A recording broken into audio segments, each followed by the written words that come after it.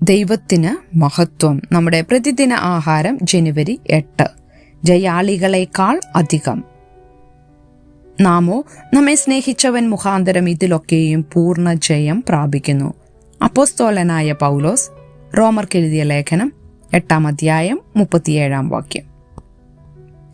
എൻ്റെ ഭർത്താവ് ഞങ്ങളുടെ മകൻ്റെ ലിറ്റിൽ ലീഗ് ബേസ്ബോൾ ടീമിൻ്റെ പരിശീലകനായിരുന്നപ്പോൾ ടീം അംഗങ്ങൾക്കായി ഒരു വർഷാന്ത്യ പാർട്ടി സംഘടിപ്പിക്കുകയും ആ വർഷത്തെ അവരുടെ പുരോഗതിയെ പ്രഖ്യാപിക്കുകയും ചെയ്തു.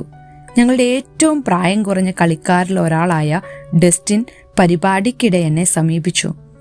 ഇന്നത്തെ കളിയിൽ നമ്മൾ തോറ്റതല്ലേ? അതെ, ഞാൻ പറഞ്ഞു. എന്നാൽ നിങ്ങളുടെ പരമാവധി ചെയ്തതിൽ ഞങ്ങൾ അഭിമാനിക്കുന്നു.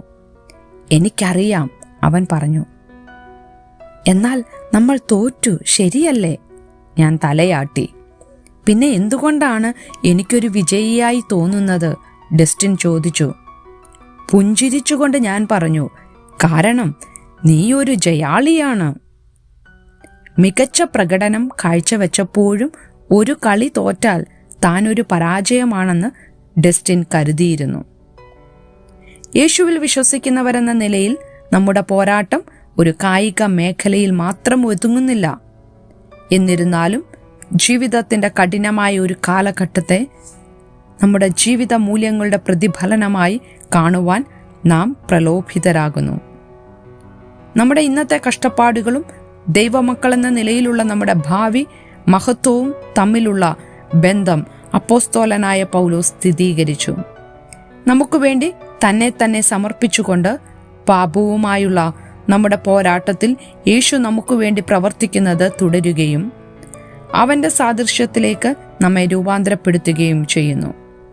നാം എല്ലാവരും ബുദ്ധിമുട്ടുകളും പീഡനങ്ങളും അനുഭവിക്കുന്നുവെങ്കിലും സഹിച്ചു നിൽക്കാൻ ദൈവത്തിൻ്റെ അചഞ്ചലമായ സ്നേഹം നമ്മെ സഹായിക്കുന്നു. അവൻ്റെ മക്കൾ എന്ന നിലയിൽ നമ്മുടെ മൂല്യം നിർവചിക്കാൻ, പോരാട്ടങ്ങളെ അനുവദിക്കാൻ നാം പ്രലോഭിതരായേക്കാം. എന്നിരുന്നാലും നമ്മുടെ ആത്യന്തിക വിജയം ഉറപ്പാണ്. വഴിയിൽ നമ്മൾ ഇടറിയേക്കാം, പക്ഷേ നമ്മളെപ്പോഴും ജയാളികളെക്കാൾ അധികം ആയിരിക്കും. ചിന്തിക്കുക, ദൈവസ്നേഹത്തിലുള്ള നിങ്ങളുടെ ദൃഢവിശ്വാസം എപ്പോഴാണ് നിങ്ങളെ മുന്നേറാൻ സഹായിച്ചത്? ഒരു വലിയ നഷ്ടത്തിന് ശേഷവും എങ്ങനെയാണ് ദൈവം നിങ്ങളെ തൻ്റെ പ്രിയപ്പെട്ട പൈതൽ എന്ന നിങ്ങളുടെ മൂല്യം ഉറപ്പിച്ചത്? ദൈവത്തിന് മഹത്വം.